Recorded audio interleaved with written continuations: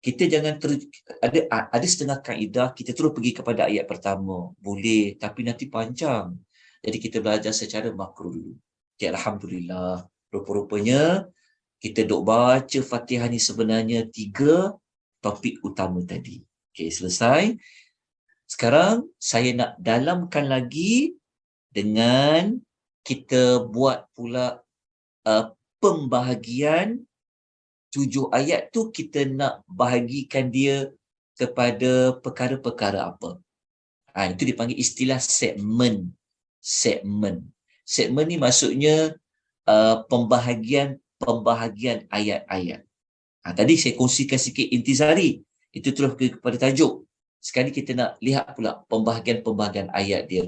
Ayat 1 ni pasal apa? Ayat 2 ni pasal apa? Ni kita lebih lagi kita bersama, maknanya lagi panjang kita berbicara, kita akan dapat lebih dalam.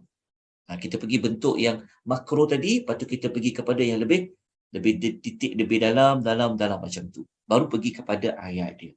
Okey, tuan-tuan dan puan-puan rahimani wa rahimakumullah. Okey. Kalau kita bahagikan 7 ayat ni, kita boleh dapat 2 maklumat ini. Ayat 1 sampai ayat 5, dia ada puji-pujian kepada Allah. InsyaAllah sangat suka kita puji dia. Tetap, Allah suka kita bertasbih, Allah suka kita memuji Allah.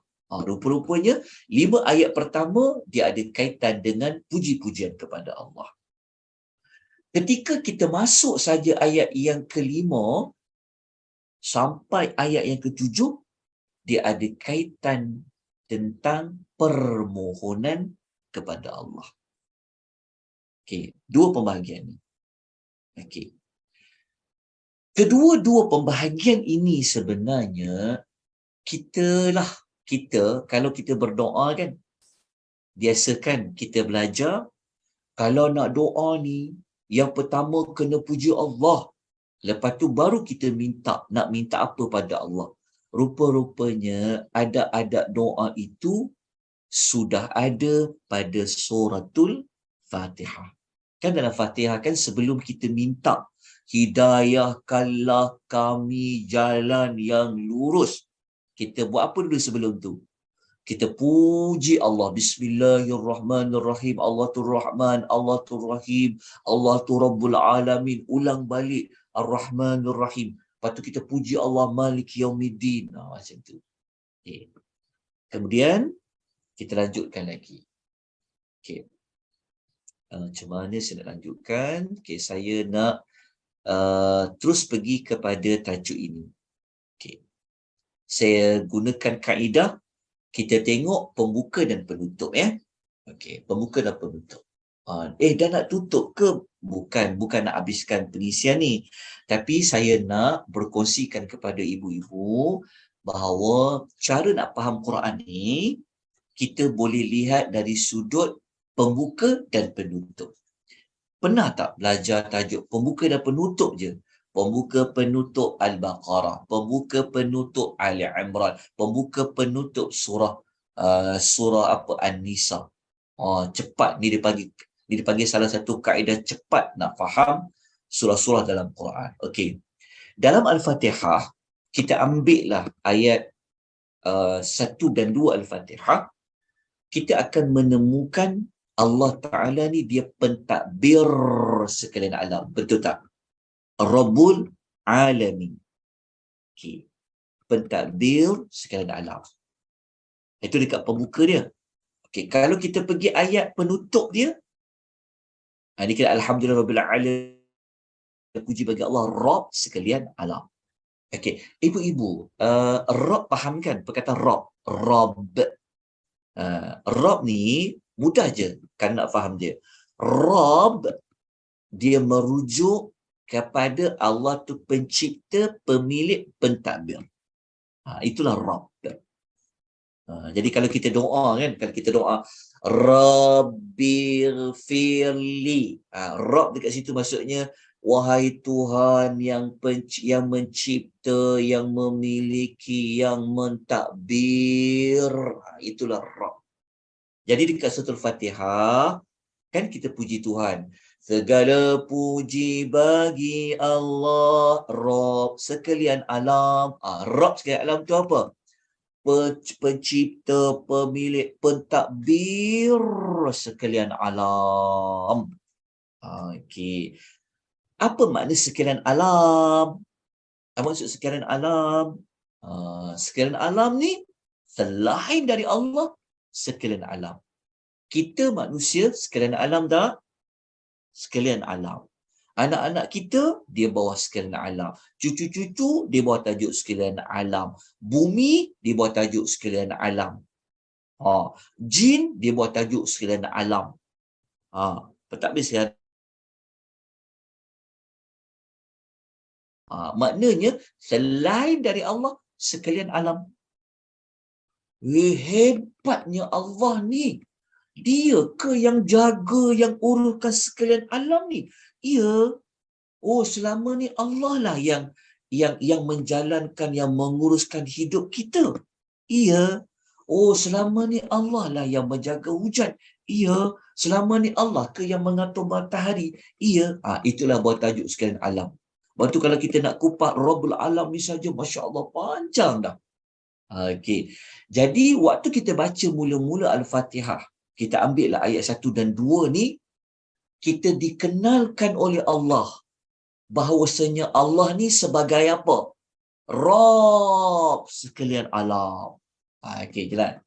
Okey. Rabb sekalian alam tu termasuklah manusia-manusia. Tak kiralah manusia itu agama apa, warna kulit apa, siapa pun, dia termasuk di dalam Allah yang mentadbir mereka. Okey. Kemudian kalau kita belajar dekat penutup dia bagi suratul Fatihah, okey, kita ambil ayat 7 lah. Kita ambil daripada terus pada ayat 7. Tuan-tuan akan menemukan Allah cerita cara Allah takbir sekalian alam. Kita ambil contoh yang paling utama adalah manusia. Okay. Cara Allah mentadbir sekalian alam iaitu pada manusia ini, Allah ada cerita. Manusia itu ada 2 jenis.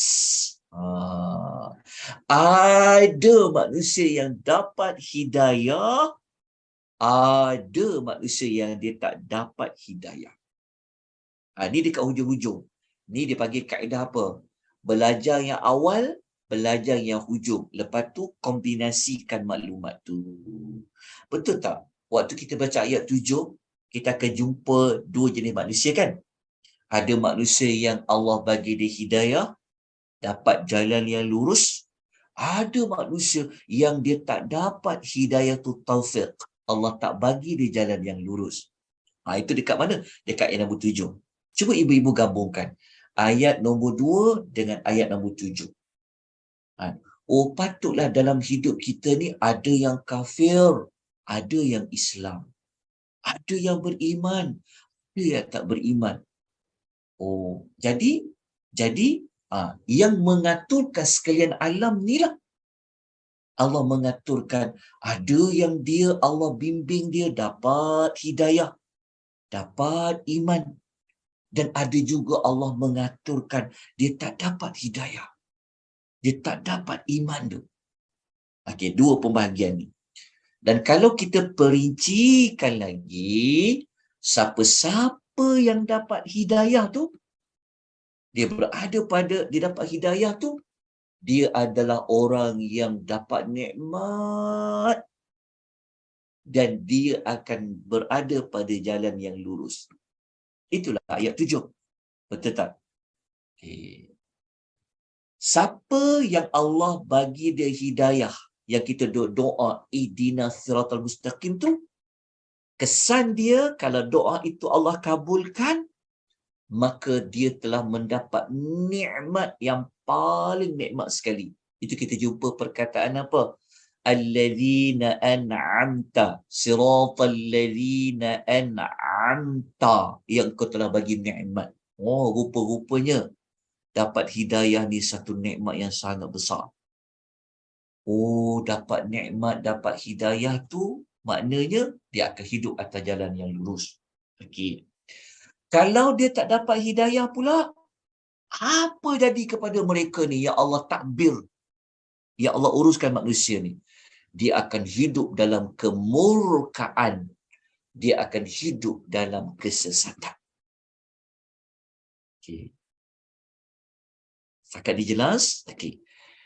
Saya nak bawa ibu-ibu pula kepada tajuk ini. Ini saya pergi secara makro dulu.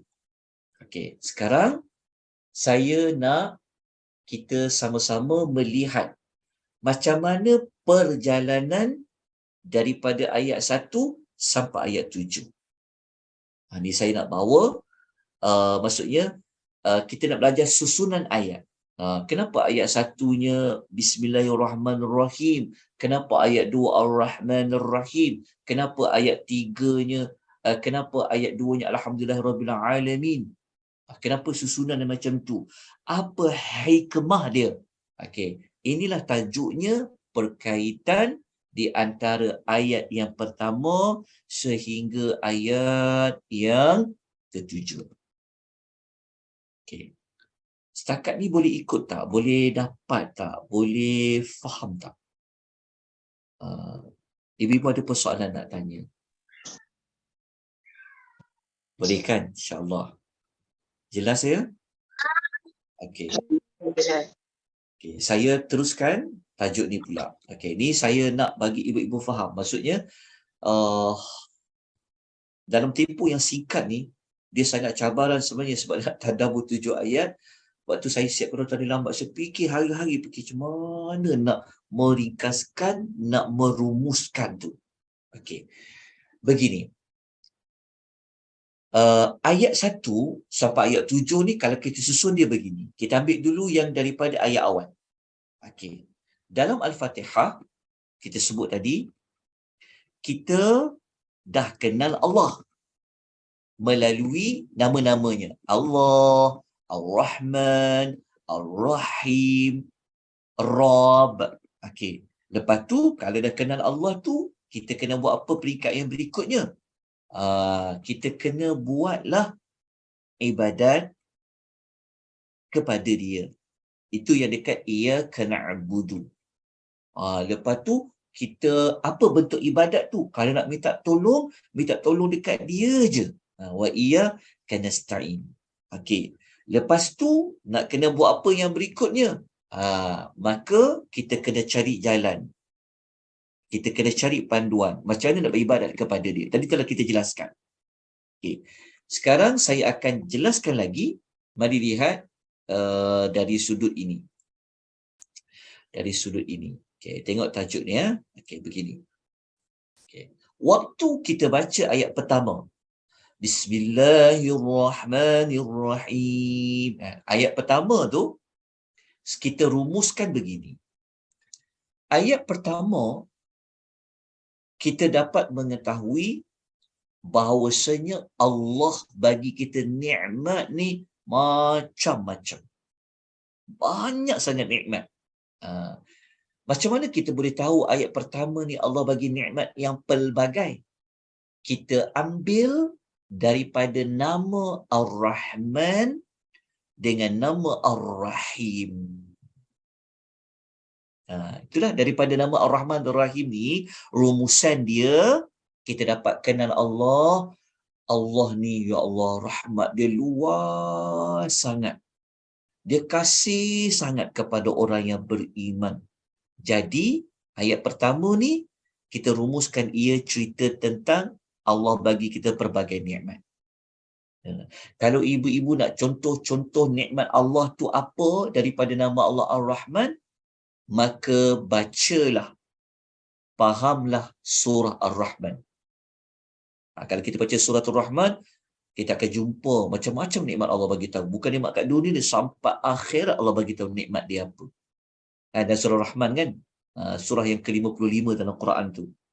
Ibu akan jumpa ayat pertama, Bismillahirrahmanirrahim, Ar-Rahman, 'allamal Quran, khalaqal insan, 'allamahul bayan.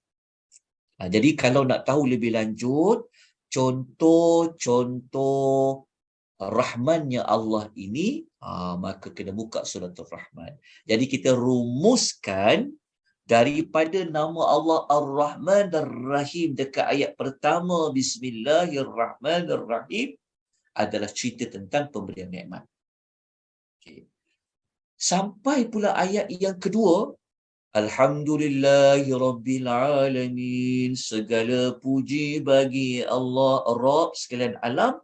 Apa perkaitan dia? Okay. Kalau kita dah mengakui Allah Ta'ala ni macam-macam nikmat dia bagi pada kita daripada nama Rahman dan Rahim, kita kena buat apa?